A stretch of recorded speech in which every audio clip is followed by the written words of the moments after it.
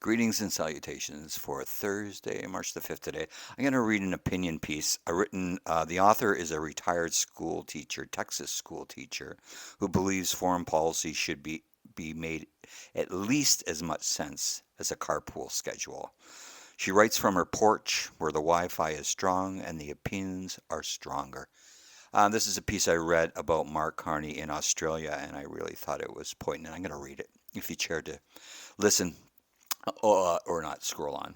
A Canadian who walked into Sydney and told the world to grow up. Mark Carney just delivered the geopolitical equivalent of a mother telling the whole neighborhood to sort itself out. And honey, he brought receipts. Opinion March the 5th, 2016, Sydney, Australia. Before Mark Carney said a single word about the collapse of the international order, before he called out the United States and Israel, before he laid out his blueprint for a middle power uprising, he did something that barely made the headlines, and it may have been the most important moment of the entire evening. He thanked Malcolm Turnbull, not a polite, diplomatic, wave to the front row kind of thank you, a real one, standing at the podium of the Lauer Institute in Sydney. The Canadian Prime Minister credited the former Australian Prime Minister with teaching him how to make the leap from investment banker to politics. He thanked Turnbull for his showing him how to translate caring about the environment into actually doing something about it, and thanked him for teaching him, in Carney's own words, how to keep going. Now, I don't know about you, but where I come from, when a man stands up in front of a public and credits another man with shaping the course of his life, that's not small talk, that's a testimony. He also tipped his hat to Glenn Stevens, the former governor of the Reserve Bank of Australia, for teaching him how to manage risk, and then jokingly asked Stevens if he'd ever consider vaudeville. The room laughed, but the subcontext was unmistakable. These are not the distant allies reading about talking points. These are friends. People who have sat across real tables during real crises and built real trust. The kind of trust that doesn't show up in a trade agreement or defense pact, but underpins every single one of them.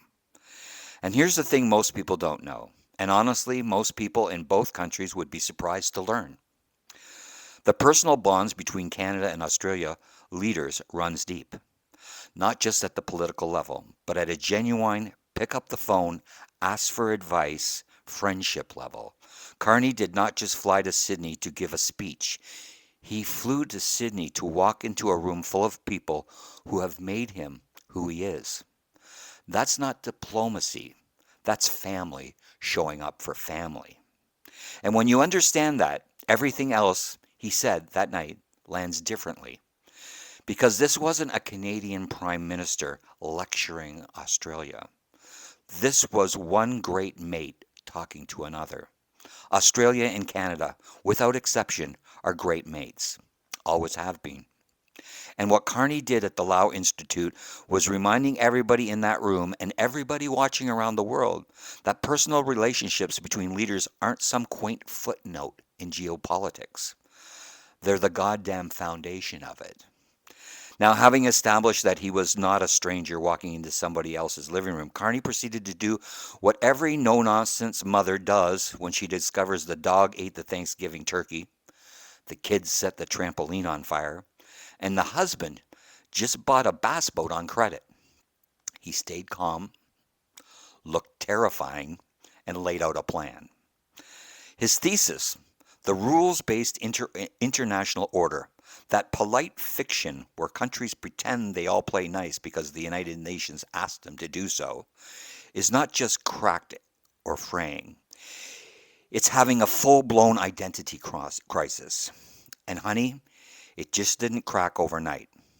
Carney laid out, with the precision of a man who once ran the Bank of England, how decades of financial meltdowns, pandemic chaos, energy shocks, and geopolitical tantrums have been pulling at the seams of the fabric.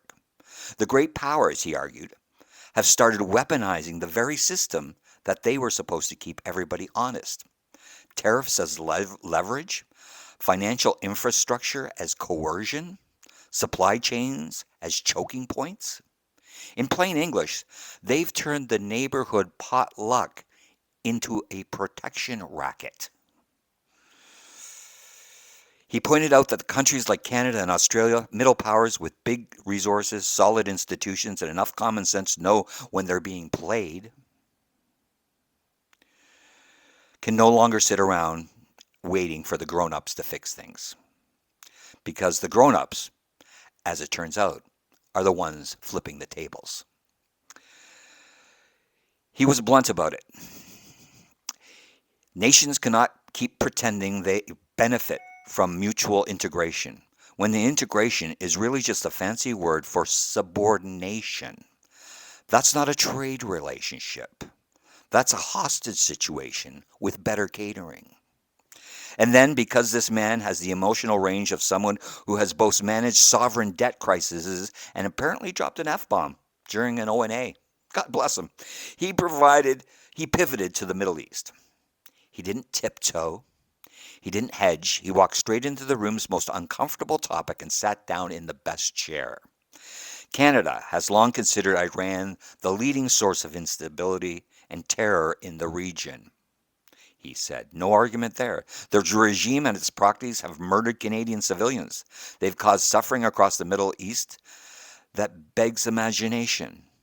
And despite decades of negotiations, inspections, sanctions, and enough diplomatic framework to wallpaper the UN General Assembly, Iran still hasn't stopped enriching uranium.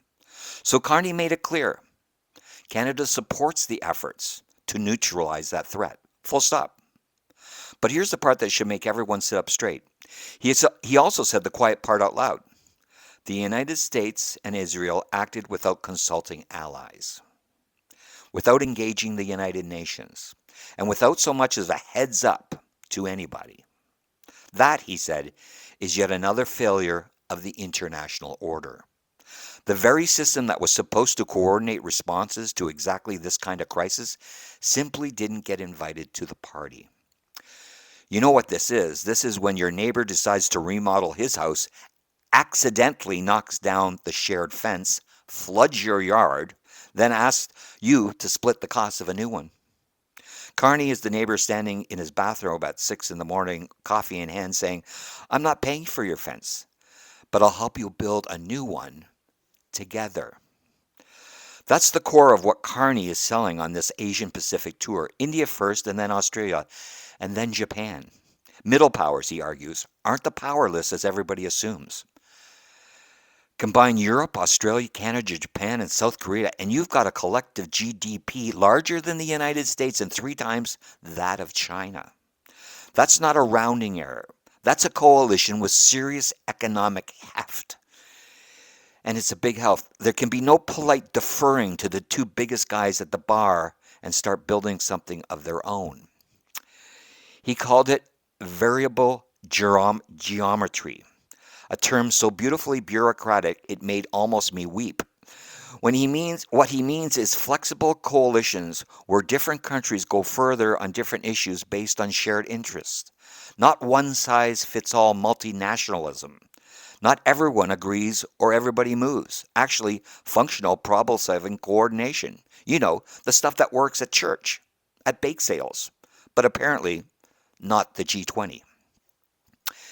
And he wants the EU to come to the table with the CPTPP, a massive Pacific-run trading bloc that Canada already belongs to. Listen, this is a great piece. I'm about to run out of time.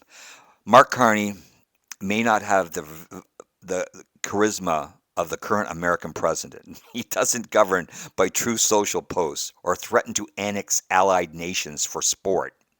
But what he does have is something that's becoming distressingly rare in international politics. A plan, a podium, and a good sense to use both.